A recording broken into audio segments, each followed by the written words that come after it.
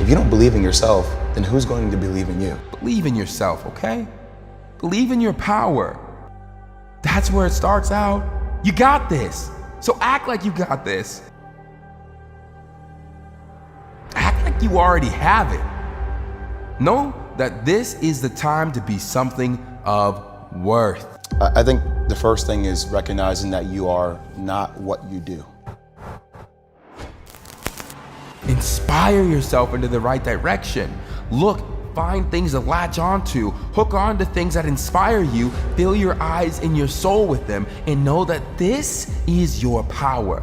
This is the advantage you have over everyone else. You fill yourself up with things that inspire you and fuel you day after day after day.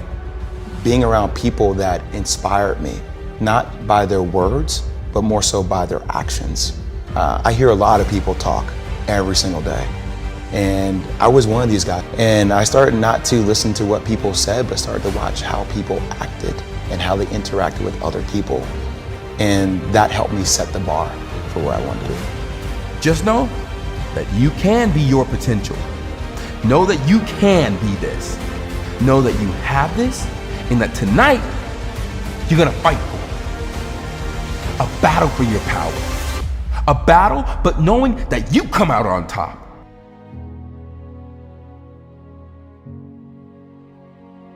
This is what it's all about, you know? And I used to say it all the time, why me, why me, why me? And all of a sudden that conversation changed to, yeah, like why not me?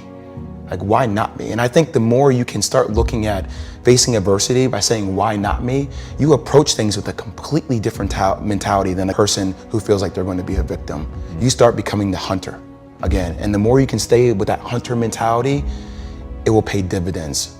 Everyone wants to eat, but few are willing to hunt. Who do you want to be? How do you want people to see you?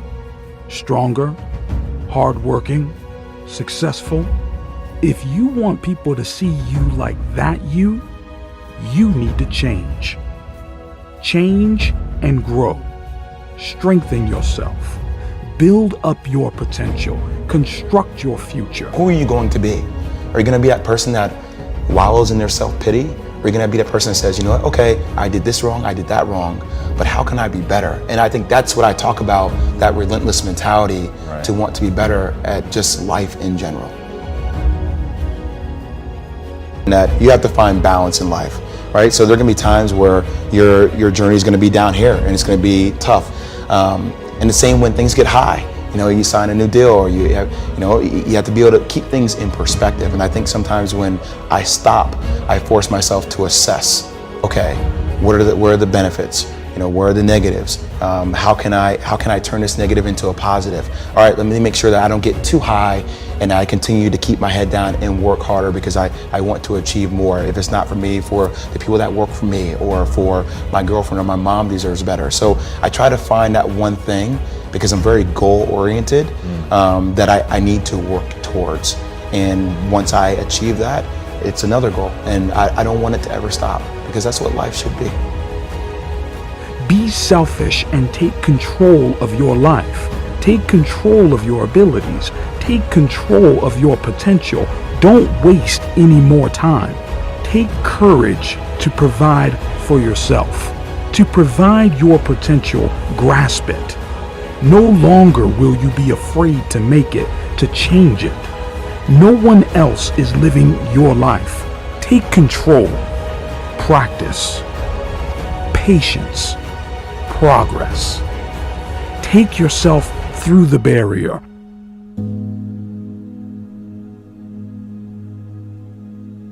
I came back mentally. Right. Like that's a story. Like that's a story that should be cherished for younger kids out there, for older people out there. It doesn't matter. You don't have to come back and do what you did before and do it exponentially better. You have to come back better as a person and really value that process. Like that's a comeback. It's amazing when you have to be vulnerable to talk about issues that a lot of people aren't willing to talk about. And I think choose is a really imperative word, because a lot of people choose not to, follow up on things that happened in their past or sit time to reflect. I am where I am, and only I can change it. you are the only person that could change it. At the end of the day, people can want to help you as much as they want to help you. And I don't think complaining is the answer either.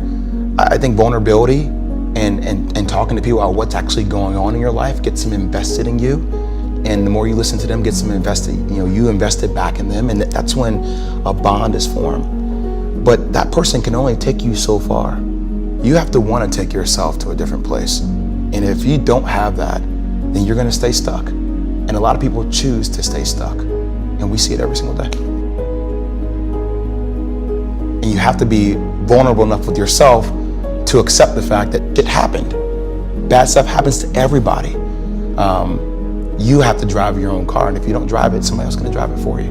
And that other person is driving it. It may not be a person. It may be a darkness, that entity that we talked about, that is easy to get lost and consumed in. You have the power to become someone that even the deepest part of you trusts, someone you trust to succeed. Become the person that you know you can be. Stand up for your future, for your power, and for you to be something full of the worth that is in you. We spend so much time talking to other people and giving other people advice on what they need to do in their life. And sometimes you need to sit down and give yourself advice on what's best for you. It's fulfilling to recognize that nobody is the perfect end product and that everybody has stuff to work on. But once you're able to say, wow, that is something I need to work on, and you feel yourself taking the steps necessary to be better at it.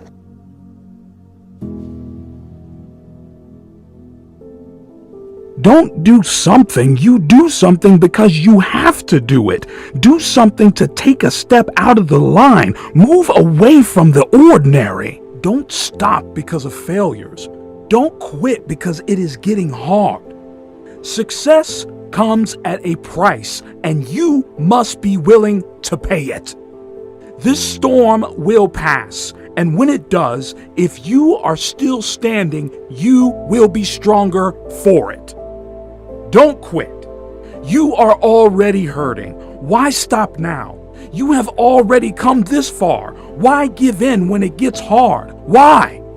Don't say, why me? Say, try me. It's not always going to be easy. There are going to be challenges. There's still going to be curveballs thrown at me.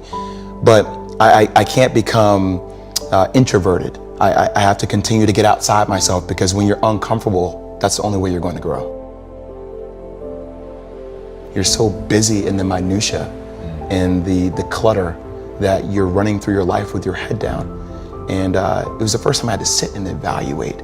And that process within itself is rewarding, peaceful to my soul and my spirit, but still drives me, because I still know I have such a long way to go, and I have to continue the process and never stop. You want the hard times. You want the pain. You want resistance, because if there is resistance, you are growing, you are developing. Stop wishing it was easier. Wish you were better. As I'm walking onto the court, who do I see? I see Kobe Bryant, already working out. And I'm like, okay, it's kind of cool. It's Kobe. What's up, Kobe? And so I put my sneakers on, and do you ever get lost in what you do, where you end up like, wait, it's been an hour and a half? Like I'm here, I'm in it. So once I set my foot across that line, I started working out. And so I worked out for a good hour and a half.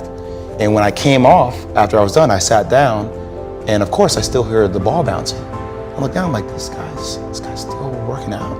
He was working out, like, it looks like he was in a dead sweat when I got here. Right. And he's still going. And it's not like his moves are nonchalant or lazy. He's doing like game moves, I sit there and I unlace my shoes. I'm like, I want to see how long this goes. So I sit out there and watch another 25 minutes. And he got done. I said, okay, I think I've seen enough. Go play, come back, get in the sauna, get ready for the game. That game, he drops 40 on us, okay? And after the game is over, I'm like, I have to ask this guy. Like, I have to understand, like, why he works like that. Right. So after the game was over, I'm like, hey, Kobe, like, why were you in the gym for so long? He's like, because I saw you come in, and I wanted you to know that it doesn't matter how hard you work, that I'm willing to work harder than you. Wow. And he's like, there's nothing wrong with that. Like, I'm not saying I dislike you as a person. You inspire me to be better. Right. And it was the first time I started to see this level of competitiveness where I said, I need to start doing more. Right. Wow. If you think you are the only guy doing an extra hour after practice, you are wrong. When you are doing an extra hour, there is a guy doing an extra 2 hours. Think beyond your team. It is easy to be a big fish in a small pond. It is time to think outside of your circle and compete with the best of the best. Compete with the guys who are getting more work than you. You can convince yourself you work hard when you compare yourself to someone in class or someone on the team or your brother or your sister. But how does your work ethic look when you compare yourself to a Kobe